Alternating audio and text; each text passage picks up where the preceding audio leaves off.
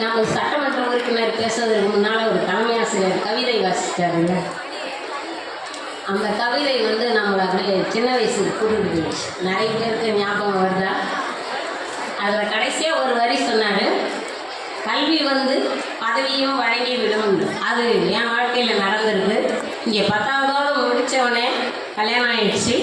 அதுக்கப்புறம் குழந்தைங்களாம் பிறந்து கல்யாணம் பண்ணி பேரப்பிள்ளையும் எடுத்துட்டேன்.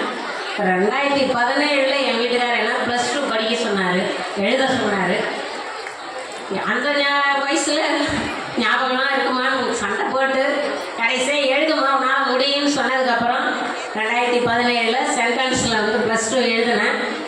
எழுதி அதுலேயும் ஒரு சப்ஜெக்டில் ஃபெயில் ஆகி மறுபடியும் அதை ஜூனில் எழுதி பாஸ் பண்ணி அதுக்கப்புறம் 2018 டிகிரி முடித்தேன்.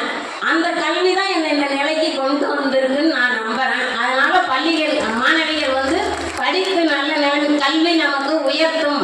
நமது தமிழக முதல்வர் சொன்ன மாதிரி நம்மகிட்டேருந்து களவிட முடியாத சொத்து ஒன்றுன்னா அது கல்வி தான். அதை நீங்கள் நல்லா படிக்க வேண்டும். இந்த அந்த ஆசிரியருக்கு என்னுடைய நன்றியை தெரிவித்துக் கொள்கிறேன், பாராட்டையும் தெரிவித்துக் கொள்கிறேன். பழைய சின்ன வயசுக்கெல்லாம் கூப்பிட்டு போனது ஞாபகத்துக்கு வந்தது. அதனால் அவருக்கு ஒரு பாராட்டு சொல்லணுன்றதுக்கோசம் வந்தேன் நான். இந்த பள்ளி மேலும் 100 ஆண்டுகள் ஆண்டு விழா கொண்டாட வேண்டும் என்று கூறி பல மாணவிகள் சாதனை புரிய வேண்டும். அந்த பட்டியலில் நமது பள்ளியும் சேர வேண்டும் என்று வாழ்த்து கூறி நன்றி கூறி விடைபெறுகிறேன்.